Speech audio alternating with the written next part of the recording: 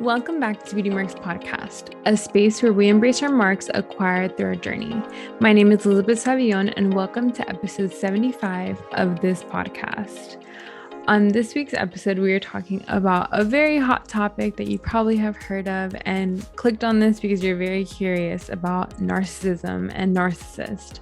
And for those that don't know what narcissism is, you are about to learn all of the signs and if you might be dating one. But usually, just so you guys know how it is a hot word, a lot of people say, why are you labeling, something? Everyone calls someone a narcissist. And the reality is that narcissism is very underdiagnosed, and narcissists usually don't get diagnosed because they don't go to therapy. And if they do, you'll hear more about it in this episode. So I have learned a lot from today's speaker, which is Dr. Jamie Zuckerman, Dr. Z, and she is a Philadelphia-based licensed clinical psychologist, and she specializes in treatment of adults with mood disorders, anxiety, relationships, stress, and psychological symptoms associated with medical illnesses. And she's been on various podcasts, and she's actually publishing a book, and just really excited to have her talk about narcissism. And she talks about this a lot. And I hope you tune in, and let's just get right into it. So I'm very excited for today's topic, not only because I feel like I relate to it and I feel like it's finally being heard through her work. It's Dr. Z, and thank you so much for joining me on today's conversation. Thank you for having me. Can you share a little bit about what you're passionate about and the work that you do? Sure. So I am a licensed clinical psychologist outside of Philadelphia, and I work primarily with adults 18 and over for everyday things like anxiety and depression. But I specialize in narcissistic abuse in relationships, and typically working with somebody who is either in a narcissistic relationship, somebody trying to get out, or somebody who is out on the other side of things, dealing with kind of the trauma and regrouping and kind of getting their sense of self back. I'm a relationship coach for narcissistic personality disorders. Well, I shouldn't say for them, but for the partners of people with narcissistic personality disorder. And I do workshops, podcast. I have, it's me, Dr. Z with JB, and a book just came out. It'll be coming out in April. It's an anxiety management workbook, which is great for stuff like this, kind of how to manage your emotions and regulate them in the moment.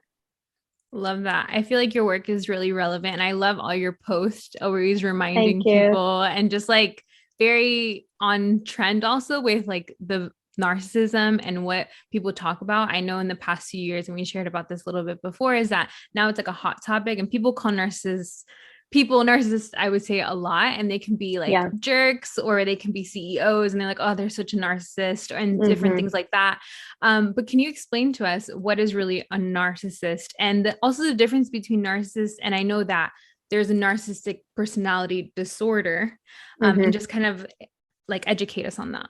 Sure. So all of us have narcissistic traits, and that's healthy. And, having narcissistic traits means that in certain situations, we're going to be motivated in things that we feel we're experts in, or things that we're confident in. And it makes us feel like we can handle certain situations. It gives us that extra kind of push. It's not bad to have narcissistic traits.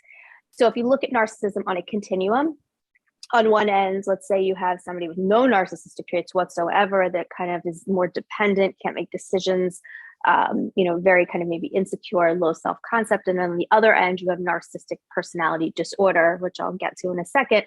But it's kind of healthy to fall somewhere in the middle. And sometimes you move one way or the other way, but it's just based on circumstances and situations and personality. Then we kind of move into more narcissistic traits, but the difference is people that are, let's say, non-narcissistic personalities that are aware of when to rein it back in. They have awareness of how their behavior impacts other people. They have awareness that they're hurting people. They don't want to hurt people, so they kind of tailor it back.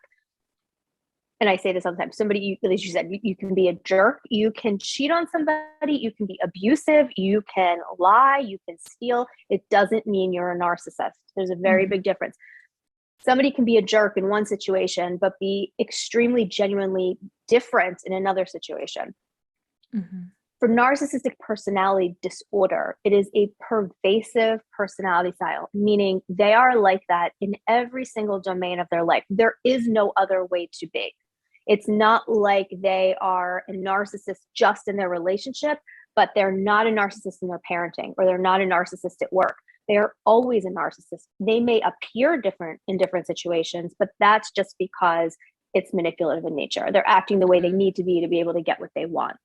The key difference also is, as you gain more narcissistic features, tendencies, and you kind of go into that narcissistic personality disorder realm of things, the awareness or the empathy, I should say, of, if I hurt somebody else, I feel horrible about that. With a narcissist, they hurt somebody else. It doesn't matter to them. They don't care. As long as they get what they need, they don't care. So a lot of people say, do they know what they're doing? Yes. Yes, they very much do know what they're doing. And it is that unbelievable, because why would somebody want to do that? They know what they're doing. No, they don't care. They won't change. And this is kind of who they are. It's how they know to be.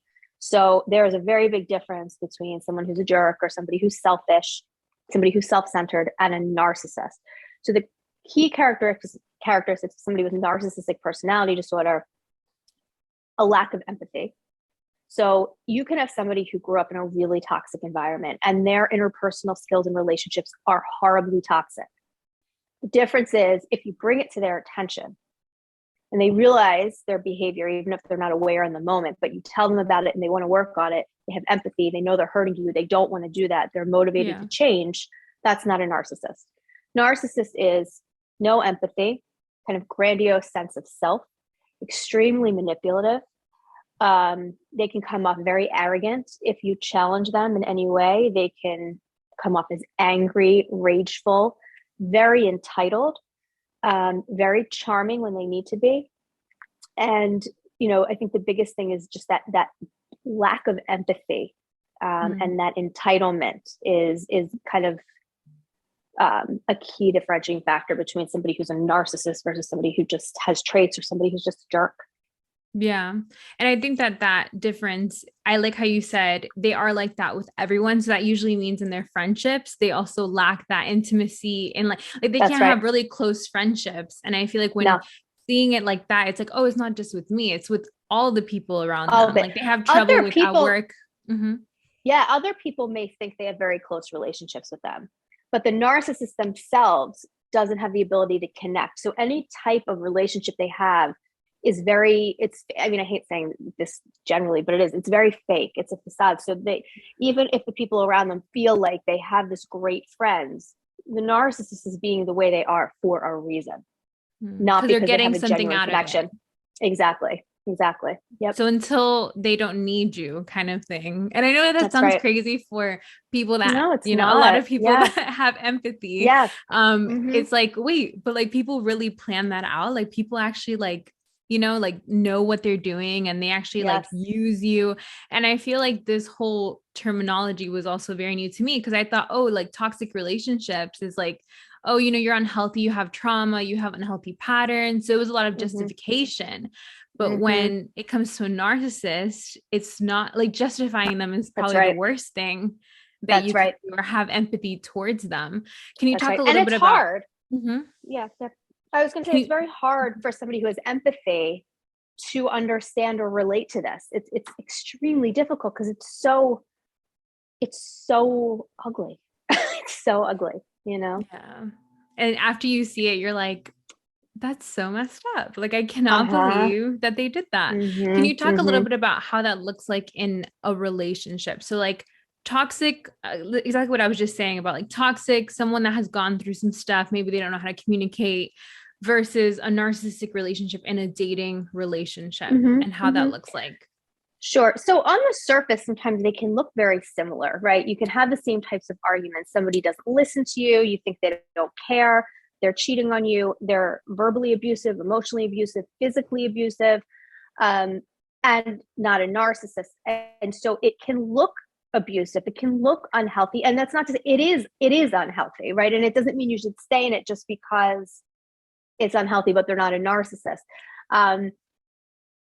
It looks pretty similar. The difference would be it may not be and it probably isn't actually as covertly manipulative. Like there's not as many layers to it in terms of the intention behind it. So somebody who's toxic may not be aware that they're replicating the pattern that they had, let's say, with their caregiver, right? Or they grew up in a toxic environment and they're repeating the same thing, but doing it in the opposite. So somebody was very neglectful of them, so they're very controlling. It doesn't really kind of go much deeper than that. With a narcissist, there's so many layers of manipulation and strategy, and there's so much motivation and intent behind every little thing they're doing, and they're aware they're doing it.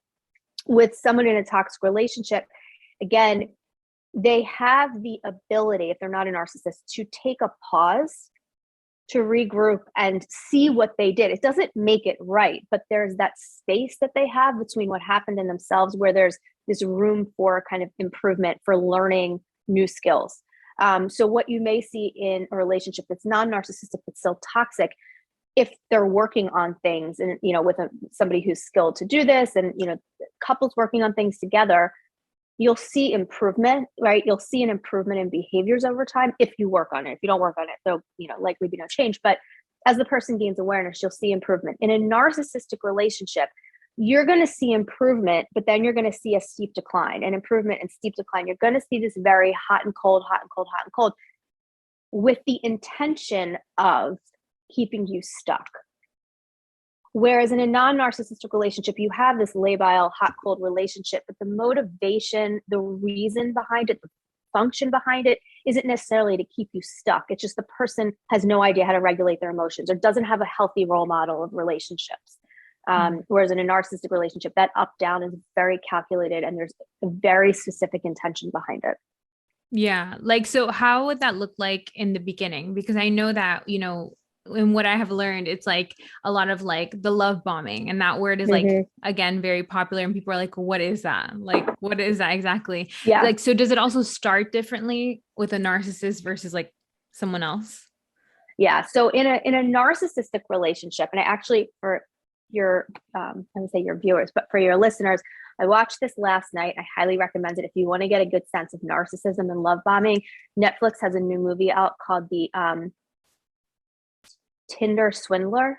It's a true story about this guy who would meet these women on Tinder and just manipulated them out of millions and millions of dollars. And the way he went about doing it couldn't be more textbook classic. Love bombing, suck them in, discard them when they're done with them, when they have no need for them, the rage that comes out. So it was a very good, very accurate portrayal of love bombing. But in a narcissistic relationship, love bombing is going to be this tidal wave of intensity from the very, very beginning. It's very different than feeling close to someone initially. It's this intense, I always jokingly, but I'm not really joking. If you hear the other person say, "Oh my God, you're my soulmate. I have been waiting for you my entire life. I see myself marrying you, having kids with you." And they're saying this on date number 3, let's say. And let's say you've been in relationships before and you don't, you kind of gravitate towards these toxic, unhealthy relationships. And let's say that there's this neglect of emotion. You've never really connected and you don't feel anyone's been supportive. And then you land in this. Now you have this person who is making you feel so good. And it's really, if you don't know the information ahead of time, it's really difficult to know that that's unhealthy, because my God, why would that be unhealthy? It feels amazing. So you have somebody who's paying attention to you. You have somebody who's giving you gifts and outrageous gifts, right? And calling you all the time and texting you all the time. You're together 24/7. There's no break. And in the beginning, it feels great. And so it really is a way to suck the other person in. One of the things they like to do is get really, really close with you so you feel vulnerable and comfortable right away. They'll share made up stories with you or whatever the case may be about their lives so that you think they're unloading their heart to you. And so you tell them things that happened in your life What they do is they're storing it in the back of their mind for later usage that will come out down the road as a way to manipulate you, to make you feel bad about yourself. They're collecting data about you, and it's very calculated. So my best way to explain it to you is, if somebody says they're your soulmate really early on, what are they basing that on? They don't know you. They don't know your middle name. They probably don't even know your birthday. They know nothing about you, nothing how you handle arguments. There's nothing to base it on. And that's the hard thing, is that you really want to believe there's this like cosmic connection. In reality, they have nothing to base it on. Yeah, it's just based on your looks, feelings of the moment, but it's like they paint a picture. It's not even based and they don't even know you. Yeah, it's not even based on looks. It's based on, I'm going to manipulate this person to become completely and totally dependent on my feelings for them. That's it. It really doesn't even, it's not even about looks or anything. It's solely just to get the person locked in. Do you feel like certain people, and I hear this a lot, that it's like people that are just like very insecure, fall into the trap of, falling for narcissists, or is it even confident, independent, like very, like, is it both extremes, and who can be prey, I would say, to a narcissist? So you may think that it would just be people who are dependent, right? Who are kind of cling to that low self-esteem, but it's not. And I say this a lot. Nobody is immune from the charm of a narcissist. Nobody. The difference may be is that if somebody, let's say, has a really strong sense of self and like a really, really tight support system, they may, let's say, get out a little sooner if they can than somebody who does not. So it kind of is like, how well is the love bombing going to work on the person? But initially, no. I have seen women and men of all different types of, interaction styles, relationship styles, attachment styles.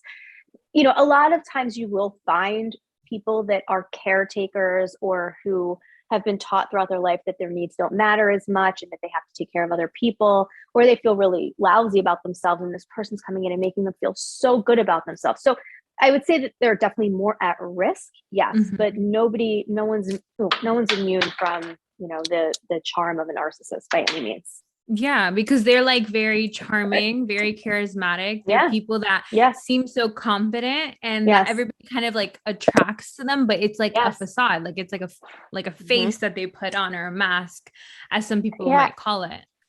And also too, narcissists like to look good. So a lot of times very confident, beautiful, smart, successful women make a narcissist look good, right? So that is, it's not just people that are extremely low self-esteem, don't put themselves out there, don't go. It's not just that. Narcissists want to not just take ownership of take hold of access to your emotions, but they need to look good. And if you're this big time CEO, and you're gonna make them look good.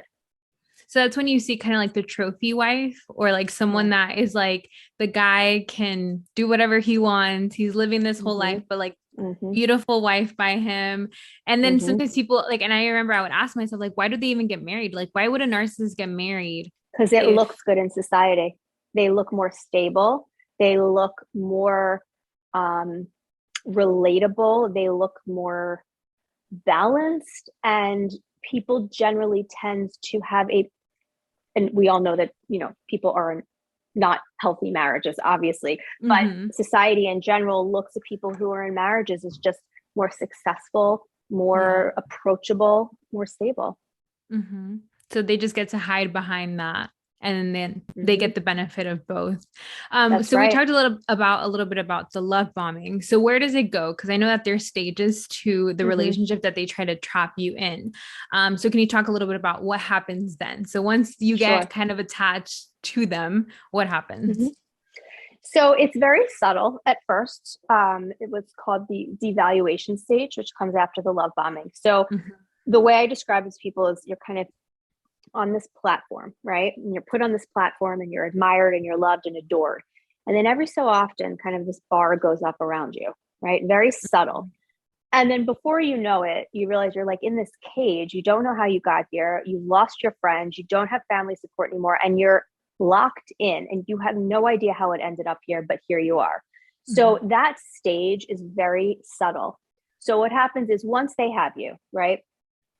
And it becomes like a drug. So the brain chemistry that occurs in a narcissistic relationship is very, very similar to drug addiction. It works on the same receptors. It gives you these spurts of dopamine, and it becomes this craving because you never know what you're going to get. And so you're in this unhealthy relationship. Things start to happen, like, your best friends, I know you like her, I don't really trust her. Right. So they slowly start to say things to start to isolate from people. Or, are you always going to let your dad control your life like that? These very subtle things. Or they may just get mad at you, but not really tell you why and give you the silent treatment. You don't quite know what you did. And so you automatically assume that you did something wrong because the relationship has been so great. And you try to figure it out. And then all of a sudden they'll just come home and they'll hug you. And so it takes this intermittent reinforcement schedule, which means there's no rhyme or reason to why they're doing what they're doing, but you know that now they've introduced this component of, you don't realize it is manipulation, but now you start to feel like you're walking on eggshells because you don't want them to get mad at you, even though you have no idea why, but you take ownership that you did something. So it starts to look very kind of hot and cold, walking on eggshells. You start to do things you normally wouldn't do because you don't want to upset them. You don't want them to leave you. You don't want to, kind of ruffle their feathers, and you try to keep the peace. And then what happens is they just use that as manipulation to have access to your emotions. Things like you make dinner for them, let's say, and they're so thankful and they hug you and this is the best dinner ever. And then the next day they come home, you make dinner again and they tell you this is horrible. You're a horrible cook. You're a worthless wife. And so, but then a week later they come home with a gift for you. So it's that push, pull. And that's what the majority of the relationship will look like. Now, those highs and lows start to get more dramatic over time. The highs become way less, not only infrequent, but they're not as high anymore because they don't have to be. So that intermittentness, they'll try to revisit the love bombing to sneak you back in, but it's never as high as it was. And that's why it's like a drug addiction. You're never going to quite get to the level you were at before unless you leave. And then what happens is if you leave, the love bombing will go right back up again. You'll think they changed because why wouldn't you think that? It's the first time this happens. You're going to give them another chance. They come back in a week or two later, or even a month later, the love bombing goes away. And that comes that up, down, hot and cold comes back again. Yeah. I know that in my previous relationship, I was in the beginning, those little like love, like highs and lows were like, silent treatments. And then it was like, oh, well, comparing me to someone else or like trying to like devalue me. And like, I was like, wait, what is that? Or even like like he was always like calling in the beginning and everything. And then he started pulling all that back. So then I was like, wait, what's happened? So what did I do? Like, I was like, wait, what happened? Like what changed? Like, I thought this was like how we did things, and then I was like, oh, no, you always want to talk. It's just that I feel like you require so much. Then I would just be like, wait, what is, so I really thought that I created that cycle, but I'm like, no, from the beginning, he had already established like such a high that I feel like I thought that was what we were. And then when we would break up, he would be like, I'm so done. I can't be in this relationship. There's too much. I need my space. And then right when I was like, okay, like, all right, then he would come back and be like, actually, no. I'm serious. I'm so sorry. I made a mistake, like calling, showing up at places, like emailing me, trying to get my attention in some way. And then right when I would like kind of like start, falling into it again, probably like a month, then same thing. I just think you're just too much. Like it was just like really highs and lows that led me to a prolonged relationship for years. Literally, it was like copy paste every year. That's right. And I didn't see it for many years, but I feel like until they lose you to because they never think that they're going to lose you. Like they really never do. I feel it's not even you. It's not it's they lose the control over your emotions. They lose the ability to affect your life. It's not, a lot of times people will think it's them personally that they're disinterested in, or them personally, that it's almost people are interchangeable with them. It's the access to their emotions that they want to have control over. Even if they don't need to use that access, they just want to know that they have the access to them. And so once somebody shuts them out, they lose that control, they lose that access. They just want that back.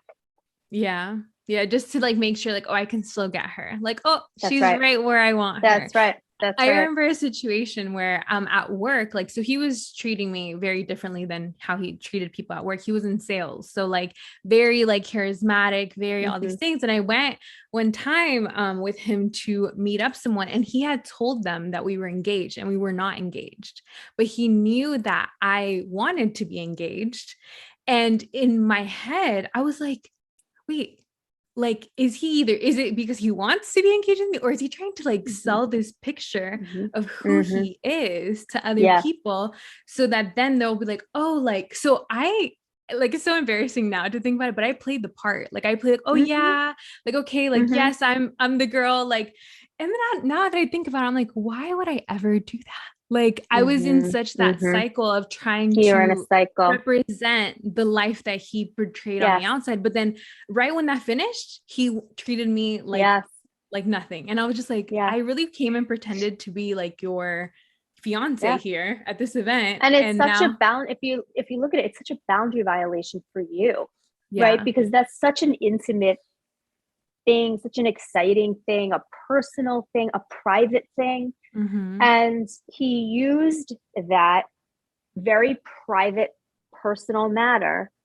as a way to get what he wanted from the outside world, with no consideration for how that would make another person feel who wants to be engaged, right? There was no, or maybe your parents don't even know about, like, there's so many variables in that you didn't even know, right? So there's just a lot of variables in that. And the boundary violation, and I think that's a perfect description of that lack of empathy and using things to get what they need, regardless of how it affects the other person.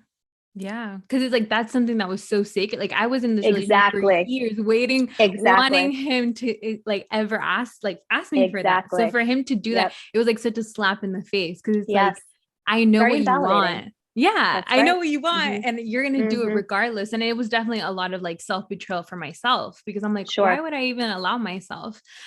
So what's another situation that you would say that happens in the devaluing stage to then discard? Because a lot of people ask, like, do narcissists discard you just like they get someone else, or is it like always nasty when they end things with you? Yes, it's very sudden. It usually is nasty because there's really no way around that, because you're so invested with this person and then they just cut you out. So there's no way that couldn't be nasty. Now, in terms of screaming, arguing, but just emotionally, it's so confusing. So it's terrible. It's nasty. It's horrible. It can just happen. They may just leave, they just stop speaking to you.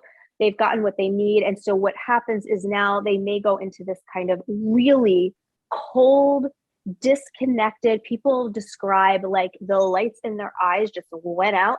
They are a total just wall. You don't know what happened. You don't know why it happened. You're trying to figure out what you did wrong. And it's usually, again, like this, it's just cut off. And if you call them out on it, or you address it, it's oftentimes you'll see kind of this really significant rage or anger, a total flip from how you're used to it. I mean, you're used to the hot and cold, eggshells, abusive, not abusive, abusive. This is just this sudden, like, you are useless. Nobody's going to ever want you. You are a piece of garbage. I just, kept you because I felt bad for you. You're nothing, and I'm done. And they discard you, So for example, that movie the true story that I was talking about on Netflix, what would happen is two things.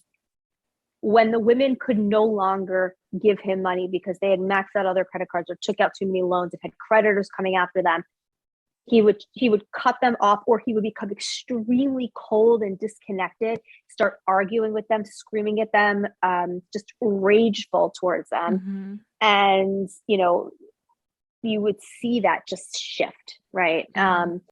There was another question you asked before I lose my train of thought. It was, do they always end bad, or how do they discard you? Like, how's the process of discard from devaluing to discard? They just cut you.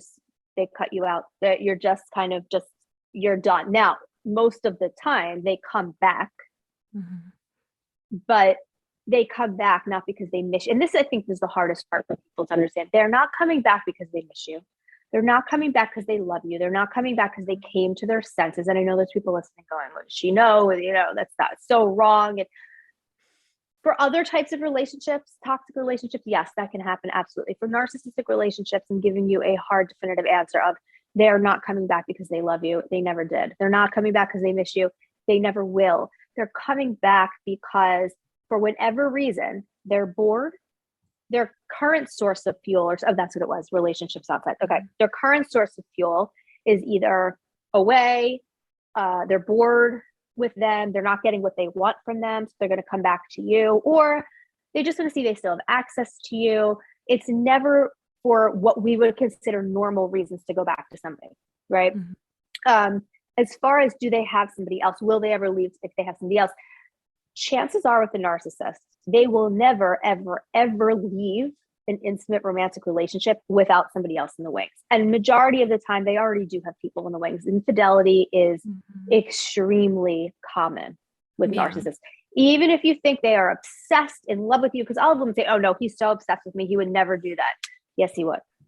And, and so there's usually people in the wings. There's these primary partners, and you got secondary and tertiary partners.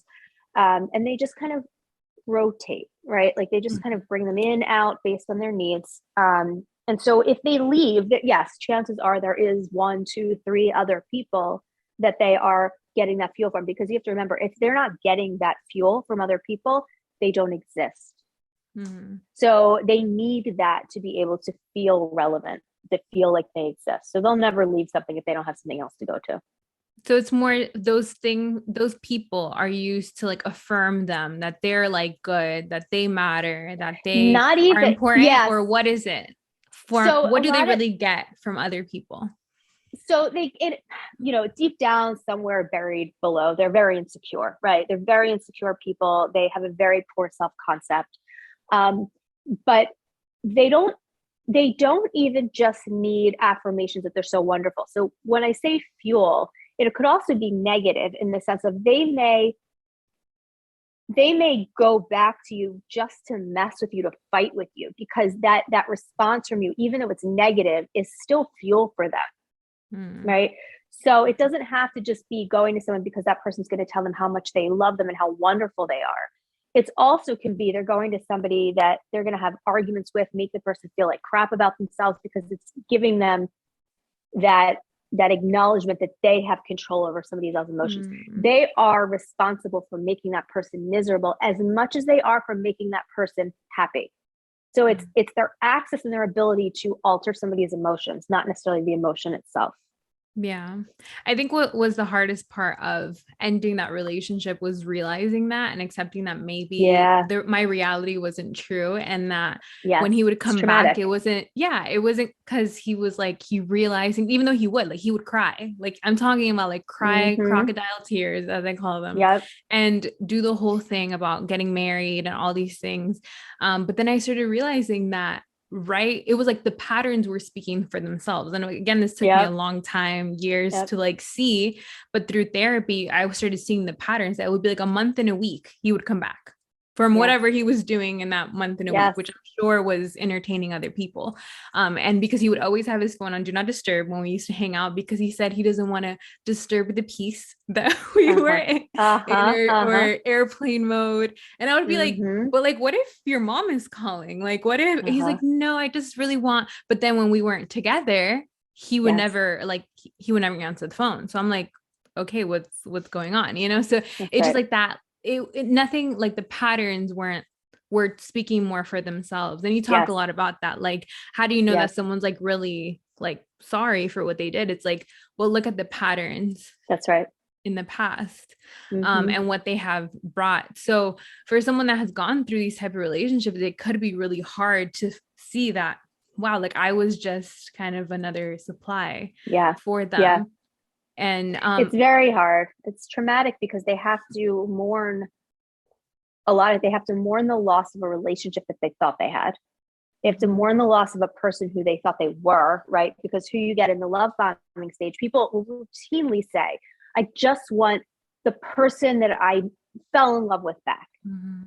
And when they realize that person never existed, right? It's like if I wear a blonde wig and I go on 10 dates and then, one day I take my wig off and I have brown hair and they say, but I want that blonde back. Well, I never was blonde and they never, like even if I dye my hair, I'm still really never blonde. So yeah, you have to mourn the loss of that initial relationship because it never was real. And that's super traumatic for people, especially because they have devoted so much time, so much energy, so much emotion. They have lost friends. They've disconnected from people. They may have quit jobs, moved out of their house, and they uprooted their life in many ways, emotionally, cognitively, actually like geographically.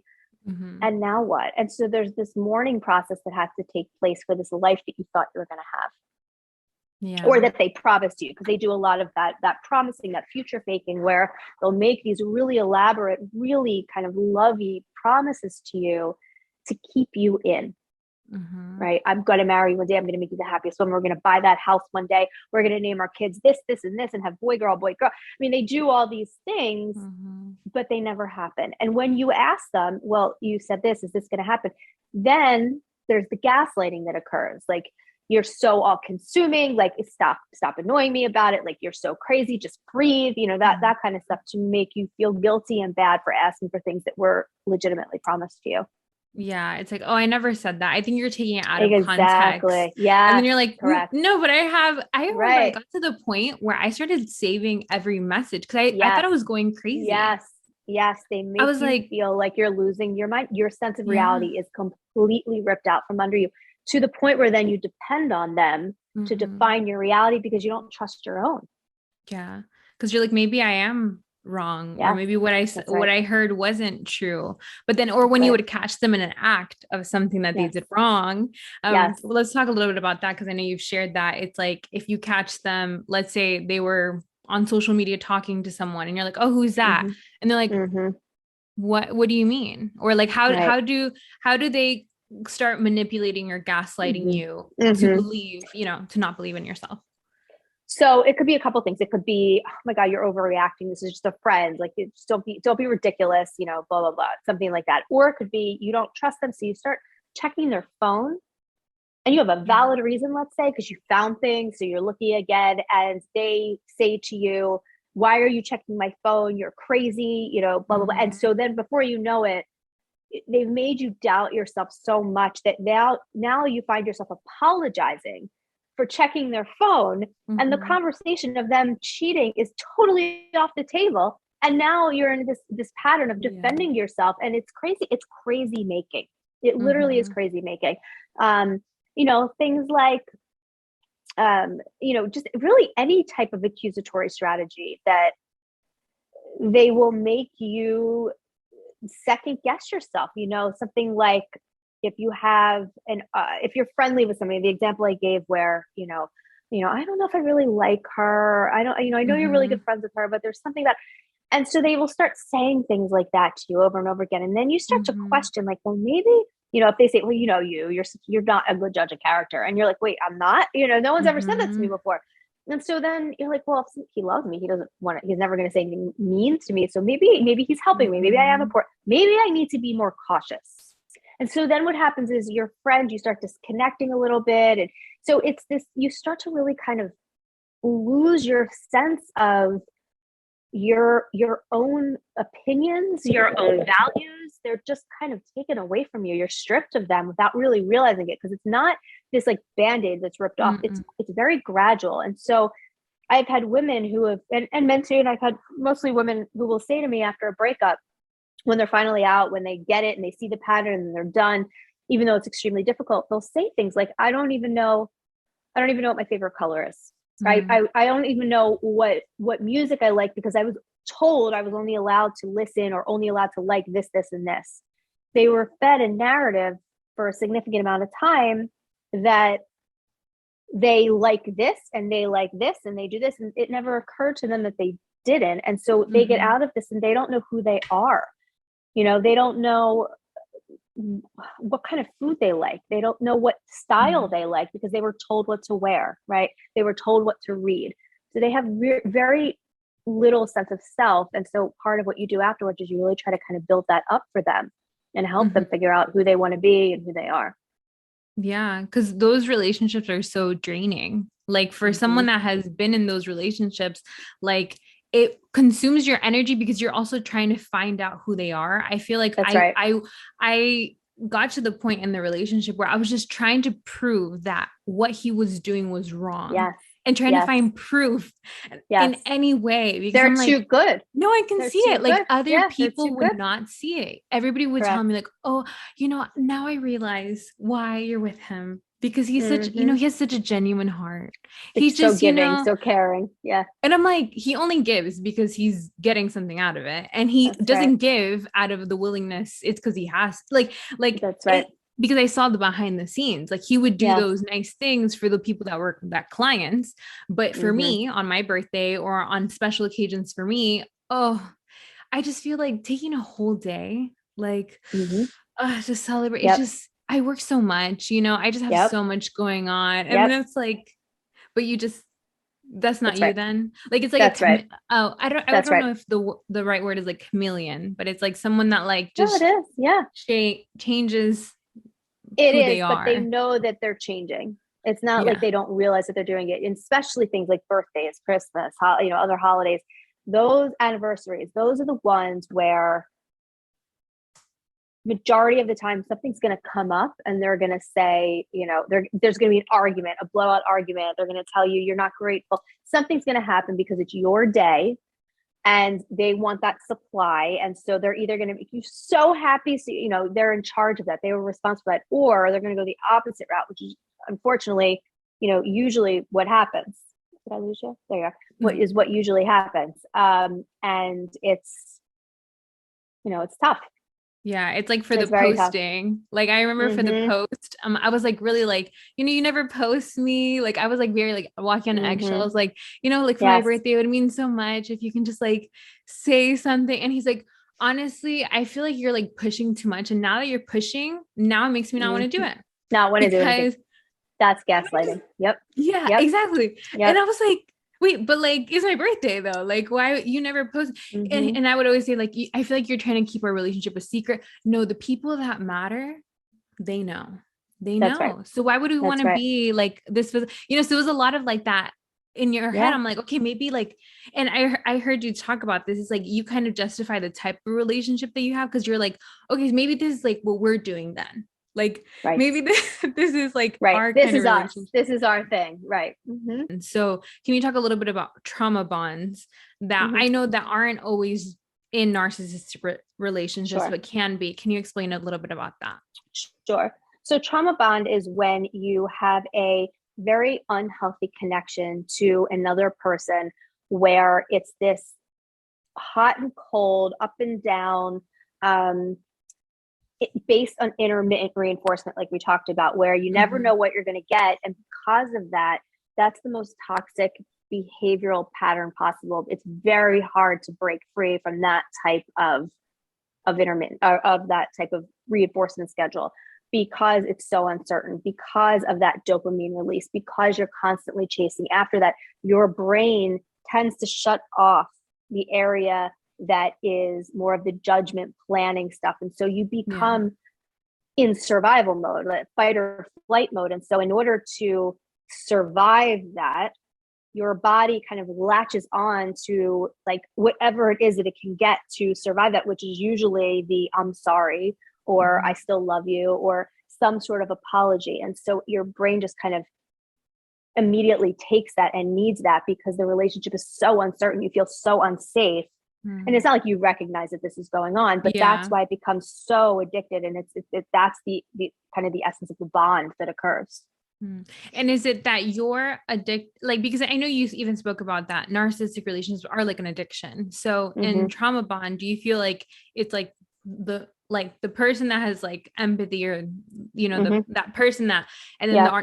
is needing the narcissist more, or is it like both In that a they need? narcissistic trauma bonds, the person, they need each other in different ways, obviously, but the person with empathy is the one that's following kind of that intermittent schedule, right? In a non-narcissistic trauma bonded type relationship, the other person isn't necessarily being calculative and manipulative. It's just that the other person will sacrifice their own needs, and then for the other person, and the other person takes advantage of that. And so it's this back and forth, this very kind of codependent relationship. In a narcissistic relationship, that's there, but the narcissist is more calculated in their efforts. They're more deliberate in their efforts. So their goal is to suck you in, and kind of take you along for the ride. Whereas in a codependent, non-narcissistic relationship where it's trauma bonded, both parties kind of unhealthily fit into each other and get something from each person. If that makes sense. Okay. But usually like if you're the one that's being in the trauma bond, you are like accepting the bare minimum. Like they're just trying to like anything. It's like, you just need that. Like affirmation. You just need that fix. Yeah. You just need that fix of them being there. You have convinced yourself that you can't live, you can't function without them. Even if it's that type of relationship, you have convinced yourself you can't exist without them. Your body is kind of in the survival mode. Yeah, you talk a lot about also like you're always like on hypervigilance, like because you don't know how the relationship is going to be. But how can that be to get out of that kind of relationship? Like, do you go through like the withdrawals and everything? Like, yes, you do. And that could be depression, extreme anxiety, complex PTSD responses. It could be isolation. I mean, it's there is very much that withdrawal for sure. You may not have as much, as a physiological response, let's say, as heroin or alcohol, but very much your brain is just deprived of dopamine suddenly. And that's why that discard phase is so unnerving, because it's just all of a sudden gone. It's like, if you're an addict and all of a sudden your supply is just gone. So it's very scary. It's very anxiety provoking. And it is very similar to withdrawal. Absolutely.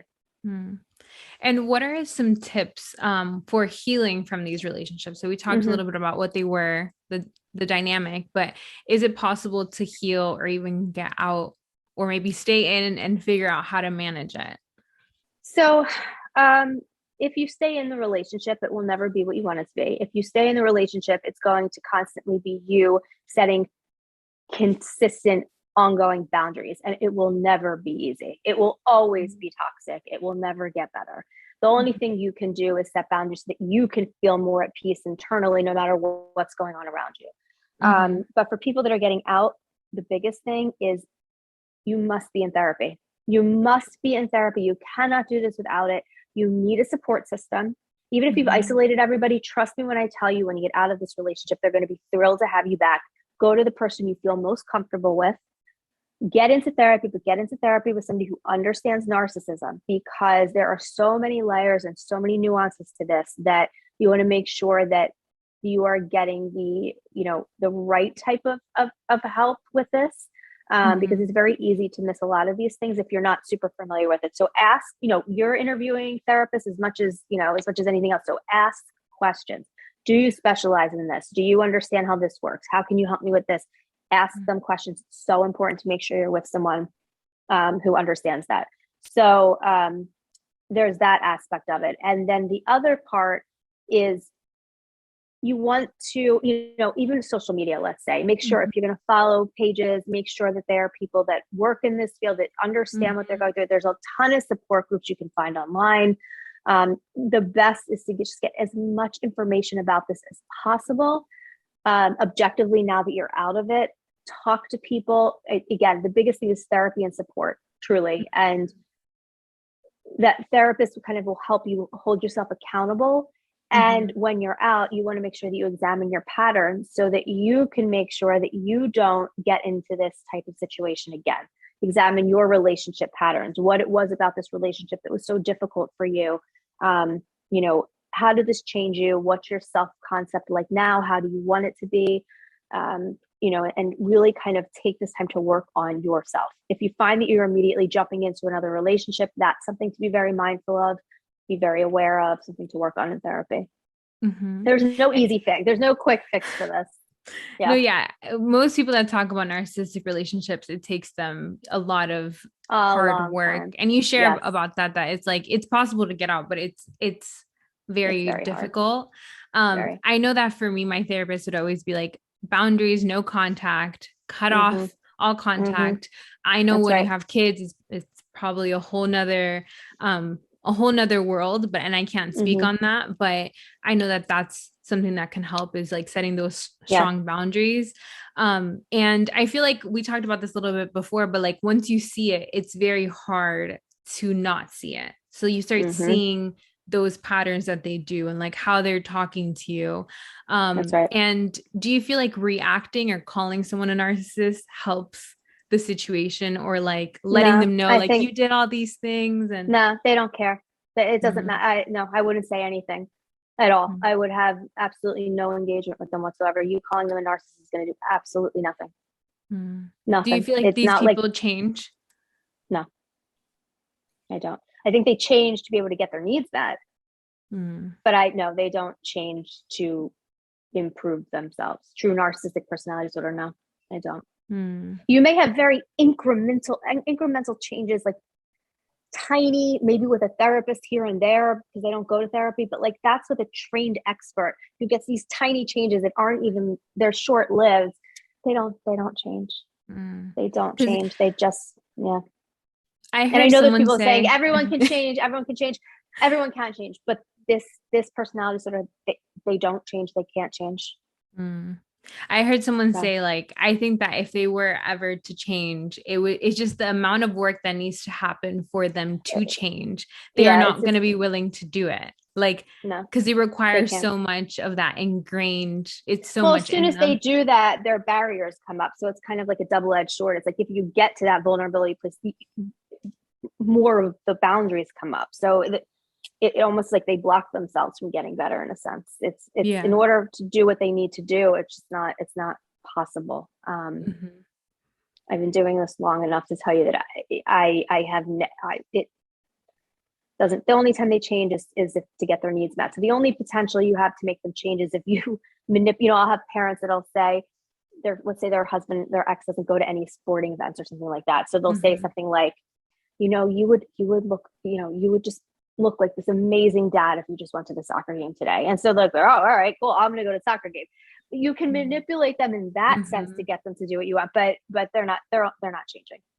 They're not so changing. I have like a little speed Q&A about narcissists, how we spoke about this. So if someone's attracting narcissist, how do they stop attracting them? I know you have a lot of information on this, but there's like a speed version. Therapy, you have to look at your patterns. You have to look at why you're doing what you're doing, what you're trying to avoid, what you're trying to gain. But definitely look at your own patterns, and you really have to do that in therapy, because you need someone that's objective. And do you feel like that only happens if you're attracting those kind of partners? Do you feel like it's only in your relationships that you have those, or those dynamics play out? They play out. It would be rare that they would just be in relationships. Okay. Yeah. It would be when people start to realize their patterns after a narcissistic relationship, or just their patterns in general that are toxic, they start to see these patterns in their friendships, at their work, and so they start to say, oh, maybe that's not the best, place for me, or maybe this friendship isn't the greatest thing. So a lot of things start to change once somebody realizes their patterns. Patterns are pervasive. Yeah. Why, if they've never experienced a narcissistic relationship, how does that look like in the workplace? Because I would say a lot of people maybe have other dynamics that they hours about this. Very arrogant, very cocky, taking your ideas as their own. You can't give any type of constructive feedback. They'll come back very aggressive, very nasty, undermine you, try to kind of slam your character, slam your competency, that kind of thing. Okay. Yeah, that's a brutal area. Yeah. Do you feel like they're found in the workplace a lot, or do you? Yes, especially in higher positions. Like CEOs. Okay. Yeah. I also, Yeah. Dr. Ramani said like surgeons, some surgeons Yes. or people in the medical field. Yes. And I was like, I Yes. just never Very saw much so. that. So That very much so. do you feel like it's a personality thing of the position that they hold? So it's because they have money, or is it because they have No, power? I think it's power. It could be money. Money is power. It's all about Mm-hmm. control and power over other people. Mm. Okay. Yeah. Okay. Yeah. I don't think it's the money itself. I think what the money represents for them. Okay. Can two narcissists be together, or do they mostly go for people that are have No, that empathy? Or two narcissists can be together. It will be disastrous, but they can. Um, they may look like living separate lives, but it would be very contentious. Yeah. Okay. It's not as common. What to do if hoovering happens after the relationship and it's like intense hoovering, Block and you're them. deciding just block them? Block them. Block them. Block them. If they're hoovering, you don't acknowledge it. You block them. It's it's only to recreate another kind of trauma cycle over, or the abuse cycle over again. It's just that there's 3 stages, but it's kind of the fourth to bring you back into the first, into the love bombing. And just so people that maybe don't know, can you explain just briefly what hoovering looks like? Hoovering is any attempt to get you back, whether it's buying you a car or telling you they love you, they miss you, they this, they that, they're calling you all the time to get you back to that love bombing stage, to kind of give you that dopamine again. Or it could be arguing with you. They want to see if they still have access to make you angry. They want to, make sure that they have access to make you sad. So it's not always hoovering to get you back. It could also be hoovering just to make sure that they have access to you. Okay. And do all narcissists, are they all raised by a narcissistic parent? Like, do they learn that behavior?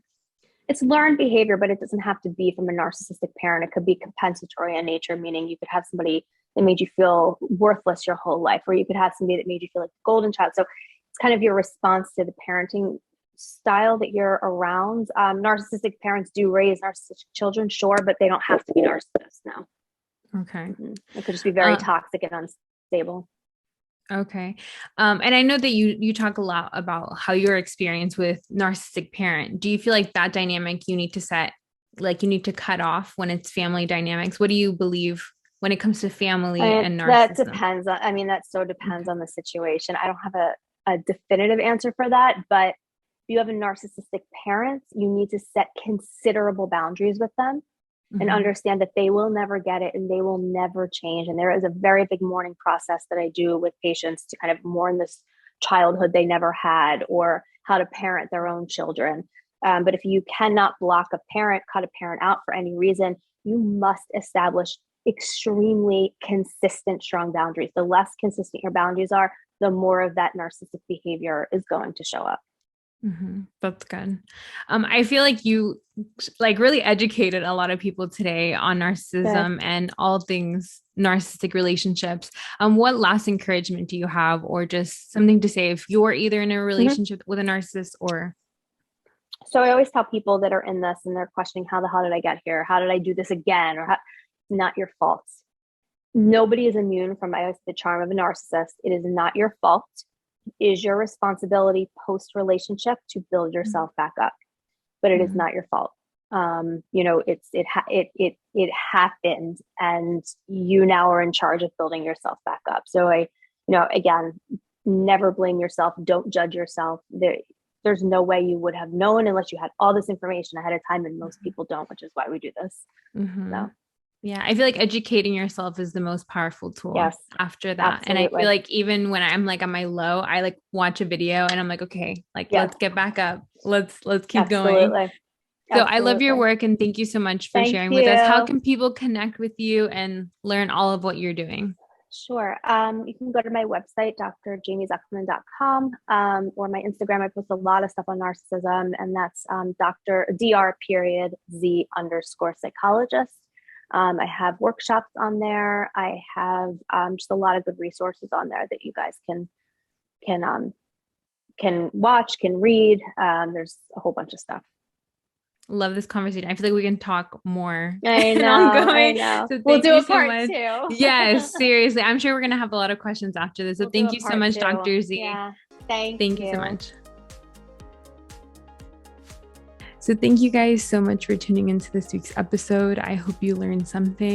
It's definitely important to educate yourself on all these things about toxic relationships, narcissistic relationships, and all these things. And the more self-aware you become and also educating, you can also learn to spot the signs of these things earlier on if you are exposed to them, or learn to set boundaries with certain type of people. So I know I shared a little bit of things that I have experienced, and like throughout the conversation, because I feel like I can relate to a lot of the things that she shared today. And these relationships are very, very difficult, and they're very hard to get out of. And if you do get out of them, it is a journey. And so, but it's possible. It's definitely possible. It's also like very freeing when you do, because when you look back, you can't unsee the patterns and the toxic cycles and the trauma bond and all of that was created over years. And I hope that you guys keep tuning in to this month's episodes, because they are very good and very educational, but also very real of what people go through and experience and what's really out there. And I feel like educating yourself on these things is important, and learning. So thank you guys so much for tuning into this week's episode. Very excited for the next few weeks. Make sure to follow me at Elizabeth Sabby for more on Instagram and Facebook. And I hope you guys have a great week.